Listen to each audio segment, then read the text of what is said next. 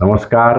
Advocate Yogesh माखणे Patil नेहमीप्रमाणे आपल्यासाठी सोप्या भाषेतील कायद्याची माहिती असलेला व्हिडिओ घेऊन येत आहे.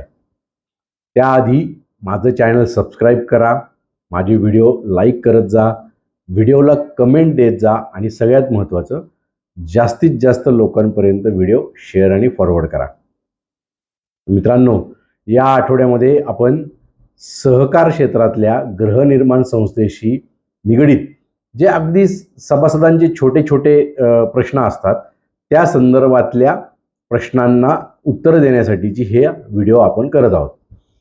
तर मित्रांनो, असाच एक प्रश्न अनेक वेळा येतो किंवा भरपूर वेळा कमिटीमधली जी सदस्य मंडळी असतात, चेअरमन, सेक्रेटरी, ट्रेजरर किंवा इतर सदस्य मंडळी ही सभासदांना सहकार्य करत नाहीत किंवा त्यांच्याशी व्यवस्थित वागत नाहीत, त्यांनी विचारलेल्या प्रश्नांना उत्तर देत नाहीत. तर या संदर्भामध्ये एक जो नेहमी विचारला गेलेला प्रश्न आहे की एखाद्या सभासदाने कमिटीकडे जर का कागदपत्र मागितली तर कमिटीला ती देणं बंधनकारक आहे का? तर याबाबत 2019 साली महाराष्ट्र कोऑपरेटिव्ह सोसायटी ॲक्टला अमेंडमेंट आलेली आहे आणि त्या अमेंडमेंटमधील सेक्शन 154B8 मधील तरतुदीनुसार एखाद्या सभासदांनी जर का व्यवस्थापन समितीच्या ताब्यात असलेल्या संस्थेच्या संदर्भातील कागदपत्रांचं इन्स्पेक्शन मागवलं तर असं इन्स्पेक्शन देणं कमिटीला बंधनकारक आहे. तर इन्स्पेक्शन कुठल्या कागदपत्रांचं देता येतं?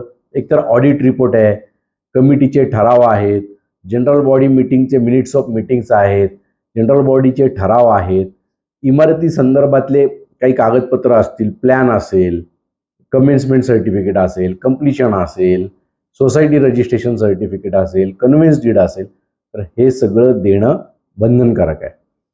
आणि हे कुठं दाखवायचंय? तर हे जे इन्स्पेक्शन आहे ते सोसायटीच्या ऑफिसमध्ये, सोसायटी ऑफिस टायमिंगमध्ये करून देणं कमिटीवरती बंधनकारक आहे. त्याच्या पुढील तरतूद अशी आहे की एखाद्या सभासदाने जर का कमिटीकडे लेखी अशा सगळ्या कागदपत्रांची मागणी केली की त्याला ती कागदपत्रांच्या प्रत हव्यात, तर सहकार कायद्यातील उपविधींप्रमाणे जे काही ठरलेली त्याची मूल्य असेल, दर असेल, तो दर कमिटीला दिल्यापासून, म्हणजे ते पैसे कमिटीला दिल्यापासून पुढील 45 दिवसामध्ये कमिटीनी त्यांनी मागितलेली सर्व कागदपत्रे त्याला देणं बंधनकारक आहे. या संदर्भामध्ये 2023 साली मुंबई उच्च न्यायालयाचा एक महत्त्वपूर्ण निकाल आलेला आहे.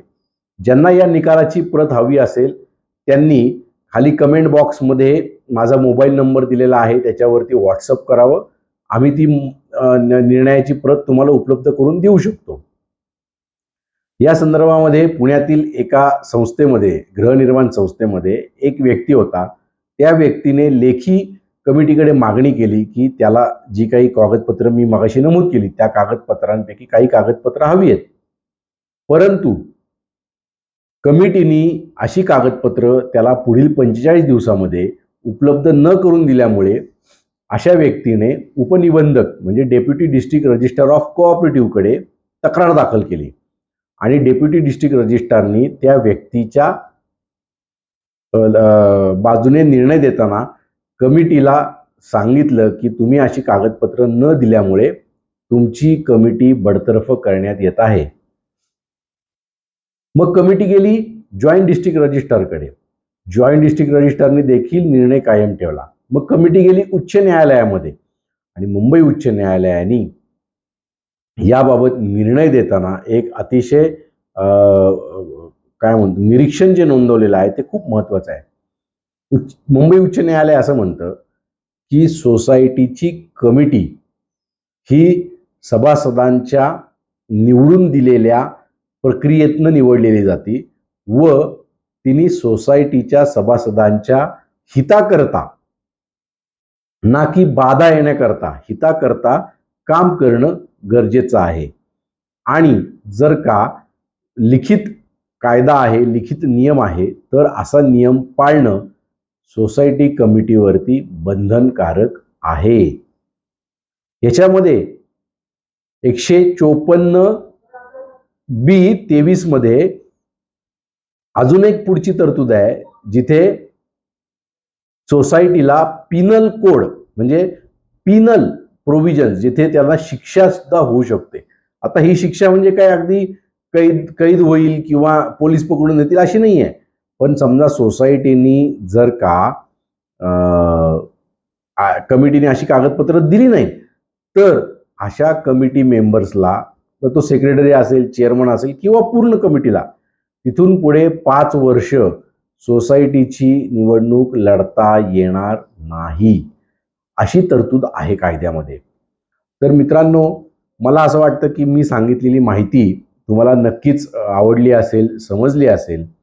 पुन्हा एकदा माझा व्हिडिओ लाईक करा, व्हिडिओला कमेंट करा, माझं चॅनल सबस्क्राईब करा आणि इथून पुढे देखील माझे व्हिडिओ वेगवेगळे कायद्याची सोप्या भाषेतल्या माहितीसाठी बघत राहा. धन्यवाद.